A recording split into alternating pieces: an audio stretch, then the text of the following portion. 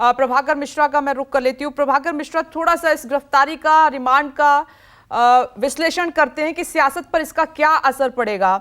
2024 से भी जोड़कर देखा जा रहा है, इससे किसको फायदा किसको नुकसान हो रहा है?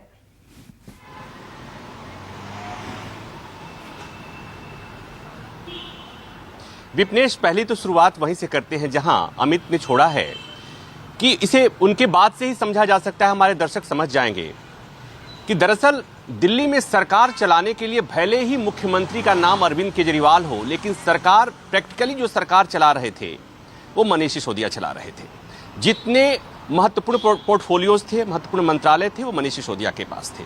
तो मैं इसलिए बार बार कहता हूं कि सत्येंद्र जैन की गिरफ्तारी और सत्येंद्र जैन के जेल में जाने से मनीष सिसोदिया की तुलना नहीं की जा सकती, इसलिए कि मनीष सिसोदिया ही सरकार का चेहरा थे। और आपने देखा, चाहे वो जब भी जिन उपलब्धियों को लेकर आम आदमी पार्टी देश के सामने, जनता के सामने अपना दावा पेश करती है कि हम बेहतर काम कर रहे हैं, वो मंत्रालय मनीष सिसोदिया वाला था। तो मनीष सिसोदिया का सलाखों के पीछे जाना एक वैक्यूम क्रिएट करता है। दूसरा इसका असर ये होगा कि जो ये बंटवारा था मनीष और अरविंद केजरीवाल में, वो क्लियर कट बंटवारा था कि सरकार तुम देखो और पार्टी का विस्तार हम देखेंगे। मतलब ये हुआ कि दिल्ली में सरकार जो मनीष चला रहे थे, अरविंद केजरीवाल को सरकार से बहुत मतलब नहीं था, सरकार पार्टी के विस्तार से को देख रहे थे अरविंद केजरीवाल।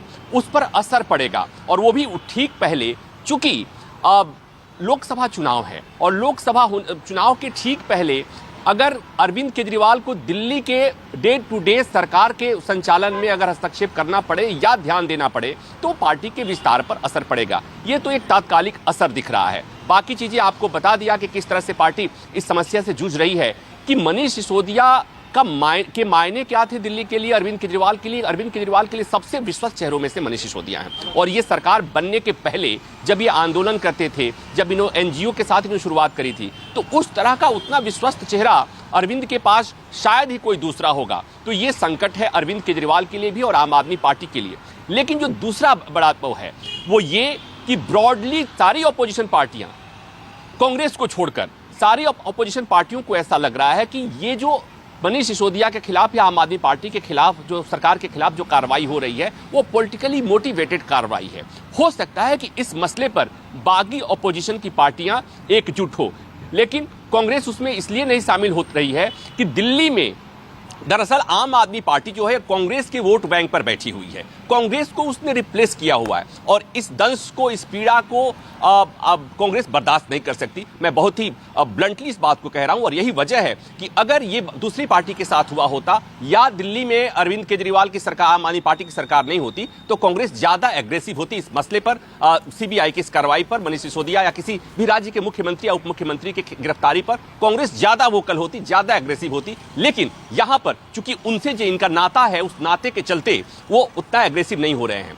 लेकिन इसके साथ ही एक और समीकरण समझने की जरूरत है कि अगर हम कहते हैं कि साउथ लॉबी का जो हाल, इस शराब घोटाले में, आबकारी मसले के घोटाले में जिसे घोटाला कहा जा रहा है, इसमें एक जो साउथ लॉबी का नाम आ रहा है, उसी साउथ लॉबी में के कविता का भी नाम है। और के कविता यानी के चंद्रशेखर राव, केसीआर जो तेलंगाना के मुख्यमंत्री हैं, उनकी बेटी, उनका भी नाम आ रहा है। और अपने दर्शकों को याद दिला दूं, उन्हें याद भी होगा कि किस तरह से केसीआर ने अपनी पार्टी को दिल्ली में दफ्तर खोला और राष्ट्रीय पार्टी बनाने का ऐलान किया। और जैसे ही उन्होंने राष्ट्रीय पार्टी का ऐलान किया, उसके साथ उनकी पॉलिटिकल एक्टिविटी किस तरह से बढ़ी कि आपने देखा कि वो जगह जगह उत्तर भारत के अलग अलग राज्यों में अलग अलग मुख्यमंत्रियों से उन्होंने मुलाकात करना शुरू कर दिया, बैठकें करनी शुरू कर दी। तो एक तरह से कहे कि एक चाहे वो थर्ड फ्रंट की बात करते हैं या एक पॉलिटिकल अल्टरनेटिव की बात करते हैं, उसको जोड़ने के लिए उन्होंने कोशिश की। चाहे वो बिहार के मुख्यमंत्री से बात कर रहे थे या अरविंद केजरीवाल से मुलाकात कर रहे थे या प्रेशर ग्रुप के नेताओं से बात करते, किसान संगठन के नेताओं से बात कर रहे थे, चाहे उनकी सभाएं जो हो रही थी। तो कहीं ना कहीं के कविता का नाम आने से वो जो एक फैक्टर है या जो एक्टिविटी है, चाहे वो केसीआर की जो पॉलिटिकल एक्टिविटी है, मुझे लगता है कि वहां पर भी असर पड़ेगा। तो ये एक ऐसा मसला है जिसका इंपैक्ट न केवल दिल्ली की सियासत पर पड़ने जा रहा है विपनेश, बल्कि ओवरऑल एक अल्टरनेटिव वैकल्पिक जो एक गठबंधन की सुगबुगाहट हो रही थी वहां पर भी असर होते हुए दिख रहा है। यह बात और है कि हो सकता है, जैसा मैंने कहा, कि बाकी जो अपोजिशन के लोग हैं, जो जिन्हें लगता है कि यह कार्रवाई पॉलिटिकली मोटिवेटेड कार्रवाई है, तो हो सकता है कि उसमें थोड़ा सा कुछ ये लोग आपस में एक गठबंधन बने। लेकिन अभी ये कहना बहुत मुश्किल है, इसलिए कि जब भी गठबंधन की बातें आती हैं, अपोजिशन के गठबंधन की बातें आती हैं, तो सबकी जो सियासी महत्वाकांक्षाएं हैं, रीजनल लीडर्स की जो महत्वाकांक्षाएं हैं, वो आड़े आ जाती हैं। लेकिन अब यहां पर एक बात और मैं कह के खत्म करूंगा विपनेश, कि मनीष सिसोदिया की मुश्किलें अभी शुरू हुई हैं। 5 दिन का रिमांड है। बहुत कम लोगों को इस बात पर भरोसा होगा कि 5 दिन के बाद उनकी रिमांड की मियाद खत्म हो जाएगी, या बहुत कम लोग इस पर भरोसा नहीं होगा कि इसके बाद ईडी की एंट्री होगी। क्योंकि जब बात विजय नायर की हो रही है, बात विजय नायर के बयान की बात हो रही है, बात वो 100 करोड़ किकबैक की बात हो रही है, तो अरविंद की ही बात होगी, जो दानिश अधिकारी थे हैं, और ये अरविंद के मनीष सिसोदिया के पीएस रहे हैं। तो ये इनके बयानों पर जब बात आएगी तो ये मामला और बढ़ेगा, और उसके बाद ईडी की बात, मनी लॉन्ड्रिंग की बात, ईडी की एंट्री की बात, ये तमाम अभी तस्वीरें साफ होने में थोड़ा समय लगेगा। लेकिन एक अभी मुझे लगता है ये शुरुआत है विपनेश, और ये अभी खेला और होगा। इसकी पर्याप्त प्रभाकर मिश्रा, आप कल से ही कह रहे हैं ईडी की एंट्री होते ही मुश्किलें और बढ़ने वाली हैं, इसलिए हमने एक सवाल उठाया था जो बीच पे आप कह रहे थे कि क्या मनीष सिसोदिया की गिरफ्तारी पर जो और क्षेत्रीय दल है कांग्रेस को अगर छोड़ दे तो वो एक साथ आएंगे, क्योंकि लगातार साथ दे रहे हैं, गिरफ्तारी का विरोध कर रही हैं वो भी पार्टियां। नमस्कार, मैं हूं मानक गुप्ता।